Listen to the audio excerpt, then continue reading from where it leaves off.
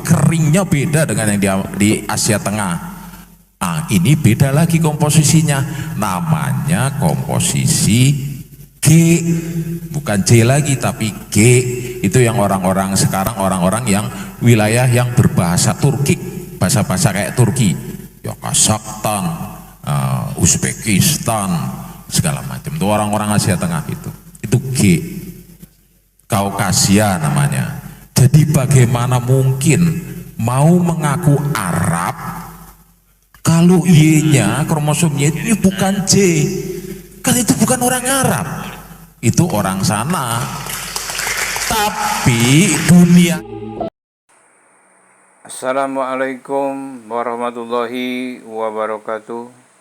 Berjumpa kembali bersama Konsep Kehidupan Channel, sehat walafiat tentunya, dan mudah-mudahan kita selalu dalam lindungan Allah Subhanahu wa Ta'ala. Amin ya Rabbal Alamin.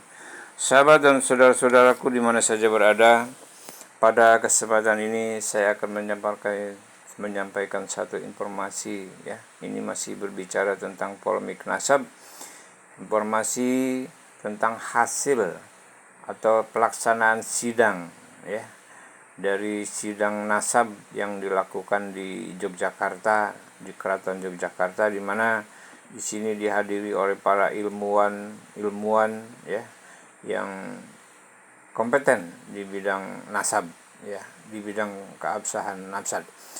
Baik sahabat, mengapa demikian?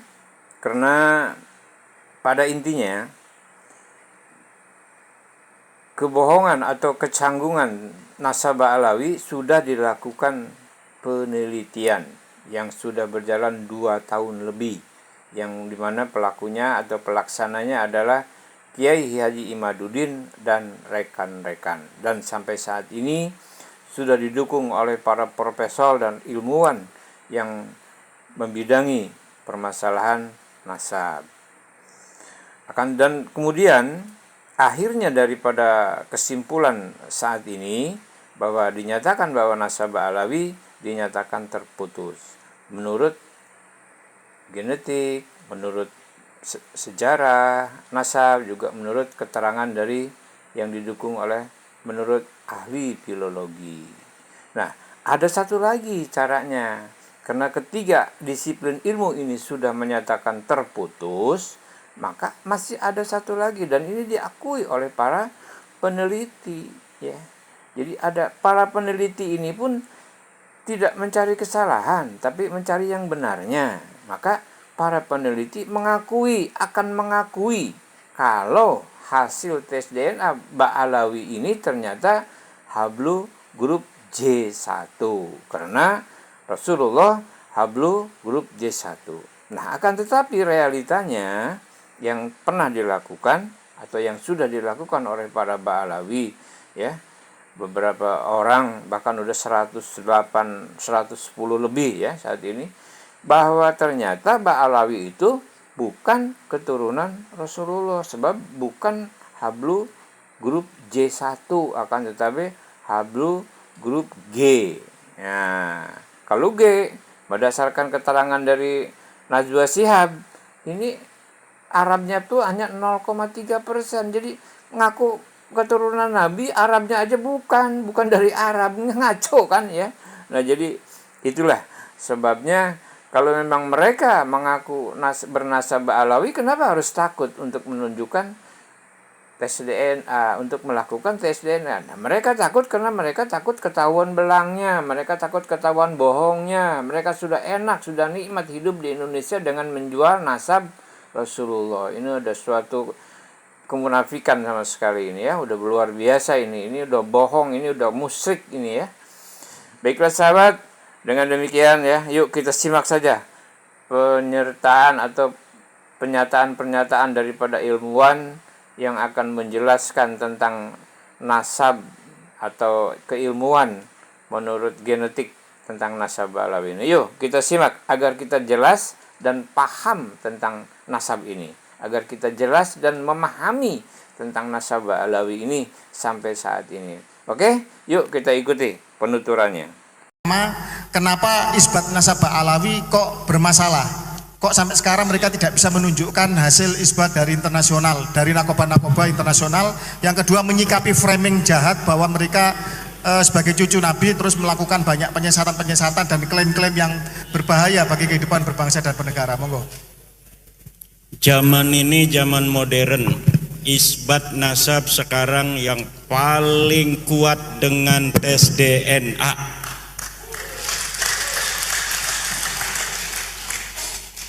Tetapi kita perlu penegasan hari ini dari peneliti BRIN yang hadir, apakah DNA Rasulullah sudah bisa terdeteksi hari ini? Artinya kalau Kiai Syarif Rahmat mau tes DNA apakah saya keturunan Rasul bukan, ini sudah bisa presisi dapat disimpulkan. Jadi saya menjawab sambil bertanya pada ibu dan dari BRIN yang lain. Terima kasih. Masalah isbat yang lain nggak usah. DNA yang masalah penting. Framing gimana? Masalah framing, menyikapi framing jahat itu. Kan mereka melakukan framing jahat. Kami cucu Nabi, kalian harus begini. Kalau cinta pada Nabi terus, nah itu seperti apa? Sudah dibuktikan oleh penelitian secara pustaka, tidak terkonfirmasi, melenceng jauh.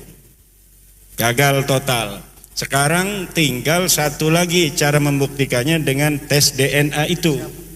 Tetapi kita ingin penegasan daripada peneliti BRIN, apakah tes DNA hari ini sudah bisa presisi untuk mengurut kita keturunan Rasul ataukah bukan. Baik. Demikian. Oke, terima kasih. Pertanyaan ketiga langsung, dan ini sebenarnya inti yang ingin diminta adalah pertama terkait open posting Najwa Shihab yang dilakukan oleh lembaga Eijkman yang menyatakan bahwa rasnya cuma 3% ras Arab, itu yang pertama. Yang kedua tentang akurasi dari tes DNA itu sendiri, bagaimana kok bisa menentukan bahwa ini benar, ini keturunan Nabi dan ini bukan. Dan tentang kenapa Pak Alawi itu gagal dan mutlak tertolak sebagai keturunan laki-laki ke Sayyidina Ali bin Abi Thalib karramallahu wajhahu. Monggo. Ini yang jawab dua orang ya. Kayaknya tadi ada yang nggak dengar bahwa SNP itu jutaan tahun bertahan. SNP-nya Imam Ali itu sudah ditemukan. Keturunannya harus punya itu. Kalau enggak ya nasabnya batal. Anda ngaku keturunan Ali, diperiksa di lab BRIN, nggak ada penanda genetiknya Imam Ali, ya nasab Anda batal, selesai urusan. Balawi kita datanya nggak ada, tapi kelihatan rame gitu. Kalau saya bilang moyangnya bukan satu itu, karena begini, kalau saya haplogrupnya J saja, seluruh keturunan laki-laki saya J semua. Kalau saya G semua. Kalau Balawi maaf, rame, berarti kakeknya nggak mungkin satu. Itu dulu, kakeknya nggak mungkin satu. Kakek 1000 tahun lalu nggak mungkin satu. Keturunan Imam Ali itu ketahuan. J semua keturunannya, yang bukan J ya mungkin keturunan tapi garis perempuan. Kita nggak boleh menafikan loh ya. Artinya begini, orang ngaku keturunan siapa sepanjang dia nggak maksa harus garis laki-laki, ya kita terima aja. Bisa jadi cucu dari anak perempuan, bisa jadi cucu dari anak laki-laki, kemudian cucu laki-laki, kemudian cucu perempuan. Itu kan tetap mahram kita kan. Kita punya anak perempuan, punya anak perempuan, punya anak perempuan, sampai 10 generasi perempuan, tetap kita nggak boleh nikahi. Keturunan Nabi yang dari perempuan pun, ya tetap mahramnya Nabi. Yang masalah Ba'alawi ini kan memaksa garis laki-laki. Nah itu, saya mau ke Dr. Arikem. Biar jelasin. Oh, Assalamualaikum warahmatullahi wabarakatuh. Tadi masalah ilmiahnya, teknisnya sudah dijelaskan oleh Pak Sugeng dan Bu Rere. Saya mencoba untuk menjelaskan secara ilmiah populer tanpa mengurangi isi ilmiahnya. Begini, percaya enggak kalau kita berasal dari satu bapak, Adam, terus sampai bapak yang Adam itu bapak umat manusia, ada bapak ras manusia, itu namanya Nabi Nuh. Karena pas banjir besar selesai, 3 anaknya menyebar. Ada Sam, ada Ham, dan ada Yafets, ya. Dan kemudian menyebar ke seluruh muka bumi. Muka bumi memangnya sama? Kan enggak. Ada yang padang pasir, ada yang es, ada yang hutan tropik, segala macam. Satu tidak lebih baik dari yang lain. Dan itu sudah berpisah selama ribuan tahun. Untuk mengatasi ini, Allah menganugerahkan kepada kita mekanisme untuk menjaga supaya nggak mati gitu loh. Itu menyangkut masalah penampilannya, fisiologi tubuhnya, segala macam. Kan nggak mungkin orang yang tinggal di daerah tropika seperti ini, yang sumuk, opol, segala macam, itu punya bulu-bulu yang panjang, itu jelas nggak mungkin. Ya. Terus orang yang tinggal di daerah dingin tidak mungkin mempunyai bulu-bulu yang tipis seperti kita, pasti akan kedinginan. Mereka punya bulu yang lebat. Itu adaptasi manusia. Dan adaptasi manusia itu diturunkan dari orang tua ke anak supaya anaknya juga survive, bertahan hidup. Jadi ada sifat-sifat badan yang berbeda. Wong Jowo ya wong Jowo. Oh yang bule ya orang bule, besar di badannya itu. Tapi tak satu tidak lebih baik dari yang lain. Ya, nah maksud saya begini, kalau ada perubahan sifat itu pasti berpengaruh pada komposisi gennya. Wallahu a'lam bishawab, saya tidak tahu, mungkin karena usianya masih ribuan tahun, karena berdasarkan data biologi, saya biolog dasarnya, saya ahli biologi. Dari genetika diketahui bahwa manusia itu keluar dari Afrika, out of Afrika 200.000 tahun yang lalu. Jadi masih relatif muda untuk pembentukan spesies baru. Mudah-mudahan sih enggak ya, jangan sampai wallahu a'lam bishawab. Maksudnya manusia itu di dalam tubuhnya beragam.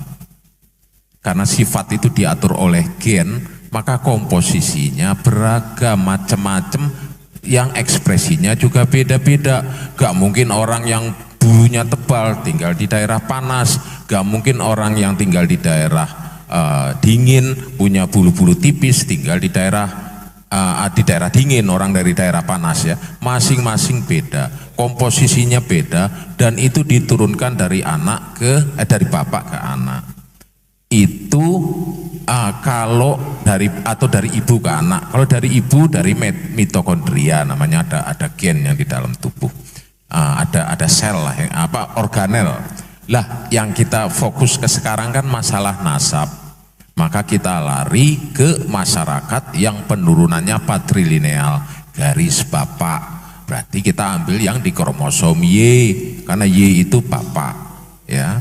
Nah, jadi masing-masing daerah itu beda-beda komposisi kromosom Y-nya. Kenapa? Karena alamnya beda.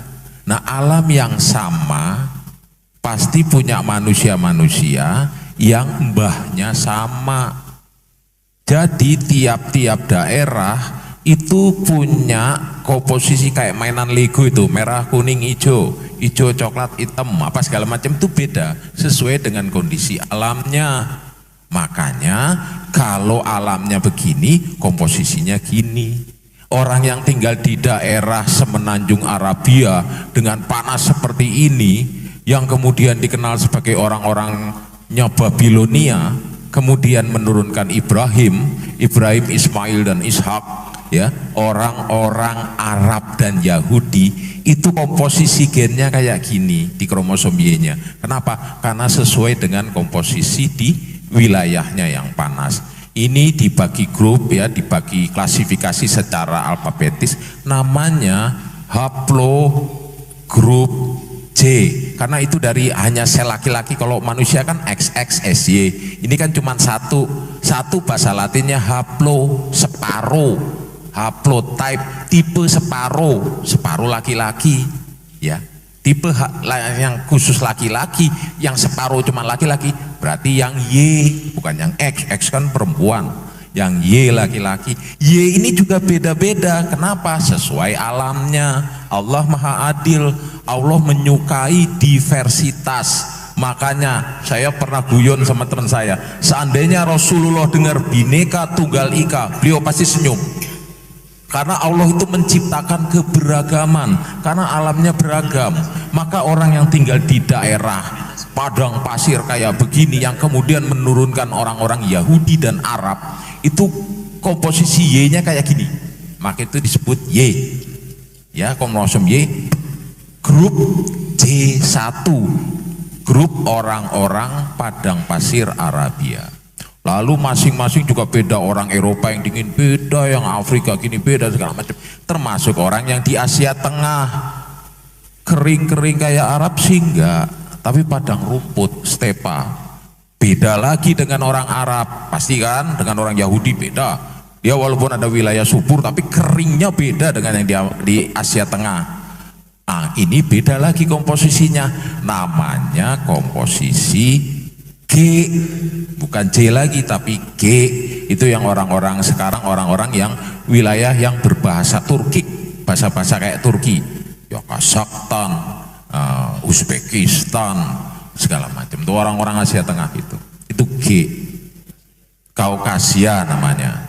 Jadi bagaimana mungkin mau mengaku Arab kalau Y-nya, kromosomnya ini bukan J? Kan itu bukan orang Arab, itu orang sana. Tapi dunia ini kan luas, jadi jalanlah ke muka bumi itu. Maksudnya ini, jadi ada orang Kaukasus juga bisa tinggal di wilayah Arab, bisa ngaku-ngaku setelah sekian generasi, aku Arab loh, gitu. Aku pasti bahasa Arab, gini. Tapi diperiksa kromosomnya, kok G bukan J. Sampean ini sekarang di sih? Bukan Arab kok, memang fasih bahasa Arab, wajah juga Arab gitu. Tapi haplogrupnya, legonya tadi, kalau Arab merah kuning hijau, ini kok ungu hitam biru, ini sekarang ini. Kan nggak mungkin bener yang tadi dibilang oleh Pak Sugeng, kita bisa berdalih dengan naskah, dengan dalil, dengan kitab segala macam, tapi nggak dengan gen. Mohon maaf pangapunten sangat, saya ambil yang sederhana aja. Sebentar. Saya mencoba memudahkan, karena salah satu tugas ilmuwan adalah memudahkan. Bapak-bapak lihat kue-kue ini ya, macam-macam toh. Lah, sesuai dengan buatannya. Yang coklat ini dari Tegal, yang ini dari Semarang, yang ini Cirebon, ini Jogja, ini Surabaya, ya, oke. Nah, ini kan Cirebon. Kok ada orang datang? Aku orang Cirebon loh. Cirebonnya pun di Pak. Aku istilahnya buntet lah misalnya. Oh buntetnya nggih Cirebon nggih. Ojo aku Cirebon tuh gini. Terus wong Cirebon bilang, Mas, iku biasa enek kue ini kayak gini apa gimana Mas? Dia nggak akan nunjukin, karena kalau nunjukin gini, lo Cirebon begini kuenya, Cirebon tuh gini, gitu loh. Makanya orang-orang itu kalau ditanya ngaku Cirebonnya sekang buntet ke, sekang apa Pekalingganan ke apa, jelas kan Cirebon. Wong Cirebon pasti tahu Pekalingganan di mana, buntet di mana pasti tahu. Ini orang Cirebon ngaku Cirebon, wah fasih banget Cirebon. Cirebon gini loh, kantor posnya di jalan ini, KUA-nya di sini, masjidnya di sini, pokoknya tahu banget Cirebon lah. Tapi orang Cirebon bilang, loh, Kang, kayak nggak besek ya, anak kue ini apa? Wah, anak kue ini kayak gini ya orang Kang. Gak bakalan dia kalau dia orang Cirebon, oh ya nih, Cirebon, oh iya, tapi kuenya kayak gini. Loh, wong Cirebon kok kuenya begini? Ini kan wong Semarang. Kalau Cirebon kan kuenya gini. Makanya tadi dibilang oleh Pak Sugeng, udahlah nggak usah ribut-ribut, pakai dalil mana-mana. Ini tak periksa genotipnya, ini tak periksa gennya. Sama juga dengan tadi. Wis to Kang, ojo dalih macem-macem Kang. Angger wong Kang, angger wong Cirebon. Kayak kuene kayak opo Kang? Ligi lho, kayaknya nggo besek mbok. Lah aku yang nggo besek. Aku sang Cirebon Kang, kaki Cirebon Kang. Kalau dia memang orang Cirebon, dia akan bilang gini. Tapi ini enggak. kuenya gini, ini kuenya, loh, kayak wong Semarang, wong Cirebon ini kuenya loh. Makanya sampai kapanpun kalau orang itu betul-betul keturunan Rasul dan betul-betul genotipnya haplogrupnya C, dia akan ngasih, oh silahkan ambil darah saya kalau nggak percaya. Ini kan nggak ngumpet-ngumpet. Jadi ada yang dalam tanda kutip disembunyi. Lah, padahal sebenarnya simpel aja. Kalau mau ya, mereka kan takut kalau ternyata haplogrup mereka G bukan J. Jangankan keturunan Rasul, wong Arab aja bukan, gitu loh. Kan simpel. Saya tidak menuduh mereka ahlul bait atau bukan, tapi kalau memang di dalam, jadi gini, ilmuwan dan Islam kebetulan sama. Makanya di masa lalu, ilmuwan-ilmuwan di masa lalu yang fondasinya sampai sekarang tetap dipakai, termasuk genetik, itu ulama-ulama Islam.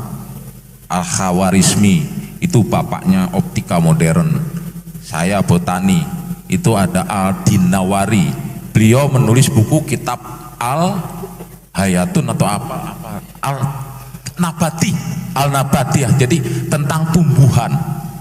Saya botanis, Bu, saya mempelajari itu, dan kami mengakui bahwa salah satu ilmuwan botani dunia itu adalah Ad-Dinawari. Ad-Dinawari lah yang menulis tentang apa yang di dalam bahasa Arabnya itu saya lupa namanya, yang kalau diterjemahkan inti sari dari sesuatu yang penting itu apa?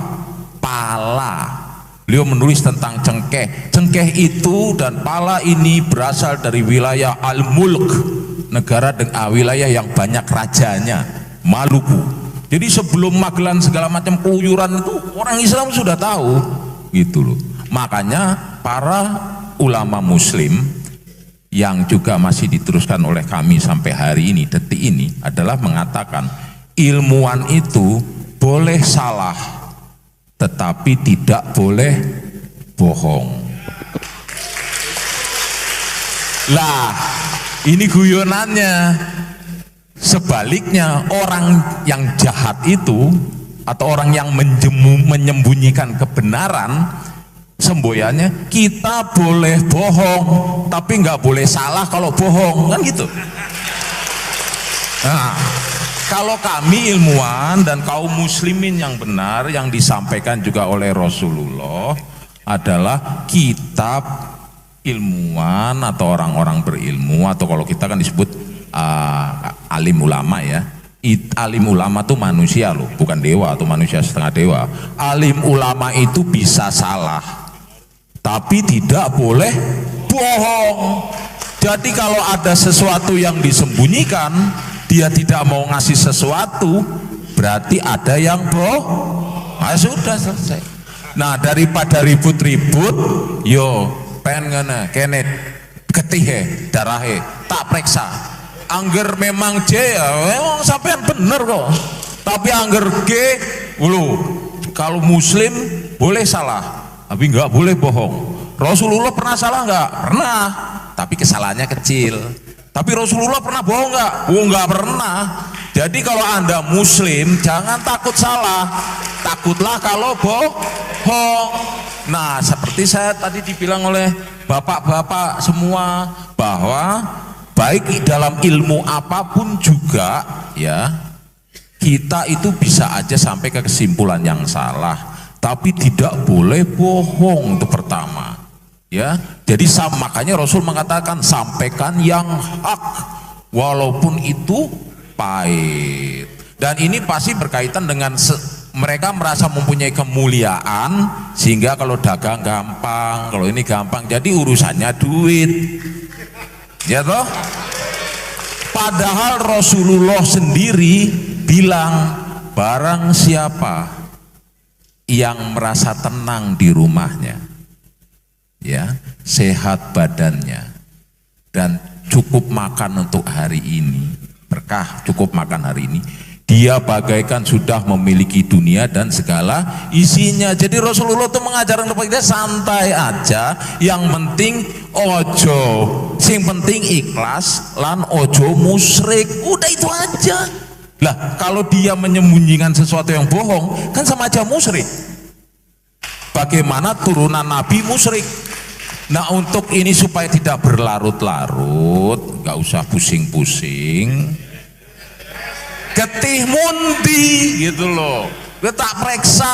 Kalau memang benar-benar J ya oke. Sing kalau memang G ya ngaku, ya saya memang bukan dari sana. Selesai. Sama seperti ini, ngakune wong Cirebon, biasa isi iki udah Cirebon suka ngendi gitu loh. Nah kan, nah tapi untuk sampai daun ini atau ini dibesek, kan beseknya diserahin. Mulane, mohon maaf saya Jawa tapi banyak kan ikut ibu jadi rada-rada ngapak itu. Wis ojo kakean cangkem, getih mundi gitu loh. Gua tak periksa wis. Gampang toh? Gampang toh? Ya wis. Nah itulah sahabat dimana saja berada yang masih setia dan bersama di konsep kehidupan channel ya, tentang apa yang telah disampaikan dan dipaparkan tadi oleh ilmuwan ya, para ilmuwan dan para pakar ya, orang yang berkompeten di bidang nasab aja ya. Jadi sudah jelas kan, jadi penelitian Kiai Haji Imad itu sudah valid dan dinyatakan bahwa nasab Alawi itu terputus dan bukan keturunan Rasulullah. Tapi Kiai Imad pun menyatakan menerima, lakukan tes DNA kalau memang ingin menyatakan atau ingin menjadi kebenaran. Jadi sah dan tidaknya tinggal tes DNA saja, sebab sudah beberapa kitab itu kan semua nggak ada hasilnya ya. Jadi membantah dengan kitab, dan walaupun sudah mengeluarkan buku keabsahan nasab, ya buku yang dikeluarkan oleh mereka sendiri kok ya. Jadi apa hasilnya? Jadi nggak ada hasilnya ya. Oke sahabat, dimana saja berada, demikian polemik nasab yang makin mencuat ya.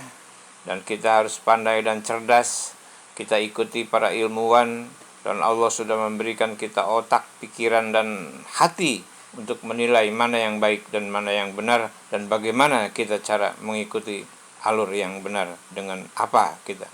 Baiklah sahabat, terima kasih atas kebersamaannya, mudah-mudahan bermanfaat. Wabillahi taufiq wa hidayah. Wassalamualaikum warahmatullahi wabarakatuh.